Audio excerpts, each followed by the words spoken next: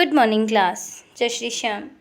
इससे पहले जो हमारी क्लास हुई थी उसमें हमने पढ़ा था धातु और अधातु के भौतिक गुणधर्मों के बारे में, जिसमें तन्यता, आघात वर्धनीयता, धात्विक चमक, ध्वनिकता, विद्युत ऊष्मा की सुचालक जो होती हैं वो धातुओं में गुण पाए जाते हैं और अधातु में गुण नहीं होते। आज हम बात करेंगे धातु और अधातु के रासायनिक गुणधर्मों के बारे में। तो इसमें सबसे पहला है धातु की ऑक्सीजन के साथ अभिक्रिया। जो धातु होती हैं वो ऑक्सीजन से क्रिया करके धात्विक ऑक्साइड बनाती हैं। इसका बहुत अच्छा एग्जाम्पल हम आयरन का ले सकते हैं, जिसे सामान्य भाषा में हम लोहा कहते हैं। जब हम लोहा लेके आते हैं तो ये शुद्ध रूप में होता है, चमकीला होता है, लेकिन कुछ समय पश्चात धीरे धीरे इस पर जंग लगने लग जाता है। तो ये जंग क्यों लगता है? जो लोहा होता है वह जल से, वायु से क्रिया करता है और जंग बनाता है। ठीक है, तो इसमें लोहा जो होगा उसमें ऑक्सीजन से क्रिया होगी और बनेगा आयरन ऑक्साइड, यानी आयरन की ऑक्सीजन से क्रिया होगी तो आयरन ऑक्साइड बनेगा। और आयरन ऑक्साइड क्या है? जंग है। तो इस तरह से धातु की जब ऑक्सीजन से क्रिया होती है तो बनता है धात्विक ऑक्साइड। अब यहाँ पे ध्यान दीजिए, कोई भी जो धातु होती है, हम बात करें किसी भी धातु की, हम बात करते हैं धातु प्लस ऑक्सीजन। O ऑक्सीजन को रिप्रेजेंट करता है और O2 का मतलब ऑक्सीजन का अणु। अगर धातु की हम ऑक्सीजन से क्रिया कराते हैं तो बनता है धात्विक ऑक्साइड। ठीक है, और ये जो धात्विक ऑक्साइड है ये कब बनेगा? जब ऑक्सीजन की क्रिया होगी किसी धातु के साथ। ठीक है, अब आप इसमें देखिए आगे, यहाँ पे देखिए, यहाँ पे एक आपको एग्जाम्पल दे रखा है कि जो आयरन है, Fe इसका प्रतीक है आयरन का, और ऑक्सीजन है। आयरन की, ऑक्सीजन की और जल की इसकी क्रिया हो रही है। ध्यान दीजिए, इस क्रिया को पूरा अगर हम करते हैं, आयरन की ऑक्सीजन से क्रिया हो या जल से क्रिया हो, बनेगा आयरन ऑक्साइड। ऐसे ही मैग्नीशियम और ऑक्सीजन की क्रिया करेंगे तो बनेगा मैग्नीशियम ऑक्साइड। तो यहाँ पे जो धातु होती हैं वो क्या करेंगी? इनसे क्रिया करेंगे ऑक्सीजन से और धात्विक ऑक्साइड बनाएंगी। यहाँ पे देखिए, इन समीकरणों को आपको पूरा करना है, तो यहाँ पे मैं पूरा करके बता रही हूँ। ये है आयरन, जिसे सामान्य भाषा में हम लोहा कहते हैं, ये है ऑक्सीजन। जब इनकी क्रिया होती है तो बनता है Fe2O3। बिल्कुल ऐसे ही मैग्नीशियम का दे रखा है, ये मैग्नीशियम है और ये ऑक्सीजन है। जब इन दोनों की क्रिया होगी तो बनेगा मैग्नीशियम ऑक्साइड, MgO। यहाँ पे इसको संतुलित कर दिया है मैंने। अब देखिए, अब यहाँ पे ये जो यहाँ पे देखिए आप, ये दोनों समीकरण पूरे हो चुके हैं। यहाँ पे एक एक्टिविटी दे रखी है, आइए आयरन, ऑक्सीजन और जल की अभिक्रिया के परिणाम स्वरूप बनने वाले जंग की प्रकृति की जांच करें। लगभग 1 चम्मच जंग को इकट्ठा करिए। अब जंग क्या है? जो लोहा होता है उस पर जो जंग लगती है उसके हम धीरे धीरे किसी चीज़ से कुरेद कर और उसका जो पाउडर बनता है उसे 1 चम्मच में इकट्ठा करेंगे। उसमें थोड़ा सा पानी जो डाल के उसको अच्छे से मिक्स कर देंगे, और इसके बाद ये जो विलयन बना, आप पाएंगे कि वह विलयन में निलंबन के रूप में रहता है, यानी जो जंग होता है ये पानी के अंदर अच्छे से घुलता नहीं है। आप पाएंगे कि वह जल में विलंबन के रूप में रहता है। लटकन को अच्छी तरह से हिलाइए। जो विलयन है इसका परीक्षण लाल और नीले लिटमस पेपर से कीजिए। आप लोगों ने 7th क्लास में जो अम्ल क्षारक और लवण वाला जो चैप्टर था उसमें अम्ल क्षारकों के गुणधर्म पढ़े थे। अब देखिए, ये जो जंग बनता है, यानी जो धात्विक ऑक्साइड होता है, अगर हम उसका परीक्षण करें, उसको देखें कि वो किस प्रकृति का है, अम्लीय प्रकृति का है या क्षारीय प्रकृति का, तो 7th क्लास में आपने नीले और लाल लिटमस पेपर के द्वारा अम्लीय और क्षारीय पदार्थों की जो है वो पहचान की थी। तो जब हम इस ये जो जंग बना है, इस जंग को थोड़ा पानी में घोलने के बाद इसको अच्छे से मिक्स करके, और जब हम इसको लिटमस पेपर से परीक्षण करते हैं तो जो नीला लिटमस पेपर होता है, इसके अंदर नीला लिटमस पेपर और लाल लिटमस पेपर दोनों इसके अंदर हम लगाते हैं, तो हम देखते हैं कि ये क्षारीय प्रकृति का होता है। यानी जो धातु का ऑक्साइड होता है, धात्विक ऑक्साइड जो होता है वो क्षारीय प्रकृति का होता है। और इसके अगर हम अपोजिट अधात्विक ऑक्साइड की बात करें, बिल्कुल सेम ऐसे ही होगा। धातु ऑक्सीजन से क्रिया करके धात्विक ऑक्साइड बनाती है और अधातु जो होती है वो ऑक्सीजन से क्रिया करके अधात्विक ऑक्साइड बनाती है। तो जो धात्विक ऑक्साइड है उसकी प्रकृति क्षारीय होती है और अधात्विक ऑक्साइड की प्रकृति होती है अम्लीय। अब आप देखिए यहाँ पे, जब कॉपर के बर्तन को लंबे समय तक नम वायु में खुला रखते हैं तो उस पर एक हल्की हरे रंग की परत जम जाती है। अब ये जो हल्के हरे रंग की जो परत होती है, ये हरा पदार्थ कॉपर हाइड्रोक्साइड और कॉपर कार्बोनेट का मिश्रण होता है और ये अभिक्रिया इस तरह से होती है। देखो ये अभिक्रिया आपको दे रखी है, इसमें कॉपर है, जल है, कार्बन डाइऑक्साइड है और ऑक्सीजन है। इनकी जब चारों की आपस में क्रिया होती है तो बनता है कॉपर हाइड्रोक्साइड और बनता है कॉपर कार्बोनेट, और यही हरे रंग की परत होती है। अब देखिए यहाँ पे एक और एग्जाम्पल दे रखा है। अब मैग्नीशियम के रिबन के दहन की क्रियाकलाप का स्मरण कीजिए। मैग्नीशियम का हम रिबन लेंगे, उसे अच्छे से साफ़ करेंगे, उसके बाद हम क्या करेंगे, उसको जलाएंगे।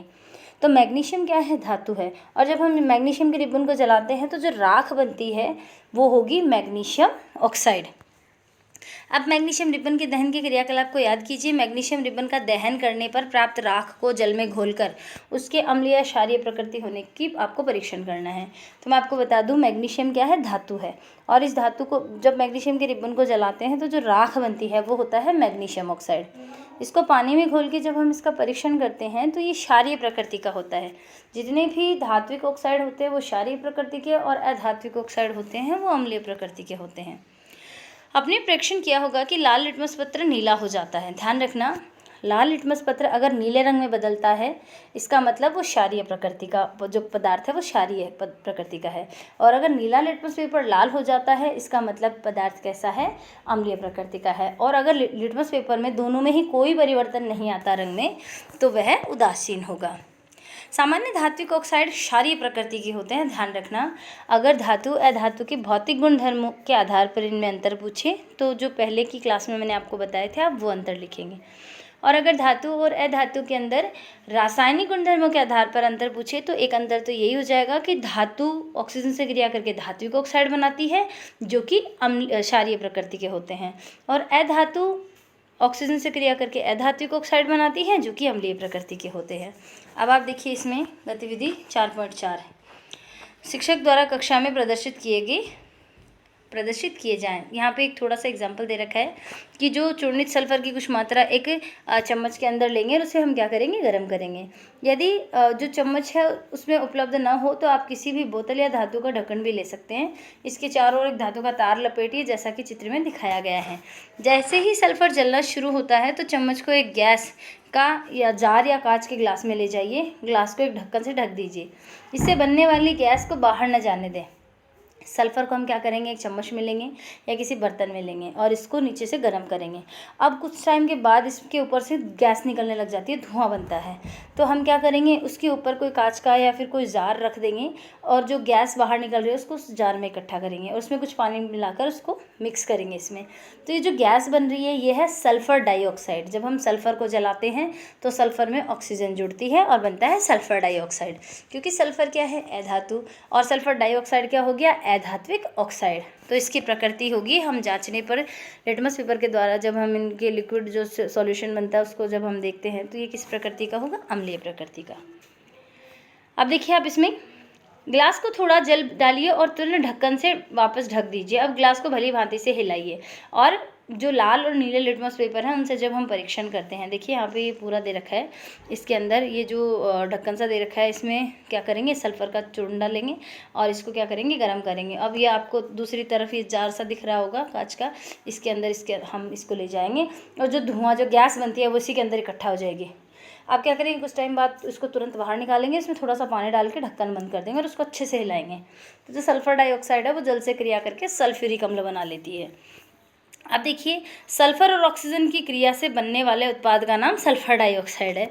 अब ध्यान दीजिए, यहाँ पे मैं आपको बता रही हूँ कि ये सल्फ़र है और सल्फ़र को जब जलाया जाता है, किसी भी चीज़ को जब जलाते हैं तो ऑक्सीजन की ज़रूरत होती है, बिना ऑक्सीजन के ये नहीं जलता।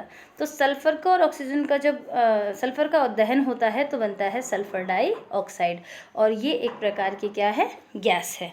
अब ध्यान दीजिए, ये जो सल्फ़र डाइऑक्साइड है ये धुएं के रूप में है और जैसे इसमें पानी डाला तो ये बन गया सल्फ्यूरिक अम्ल, H2SO3, SO4 होता है यहाँ पे। सल्फ्यूरिक अम्ल नीले लिटमस पत्र को लाल कर देता है। नीला लिटमस पत्र लाल कब होता है, जब जब पदार्थ की प्रकृति कैसी हो, अम्लीय हो।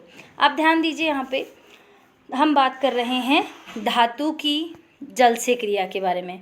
हमने आज जो टॉपिक पढ़ा धातु की, हमने बात की धातु की क्रिया हो रही है ऑक्सीजन के साथ।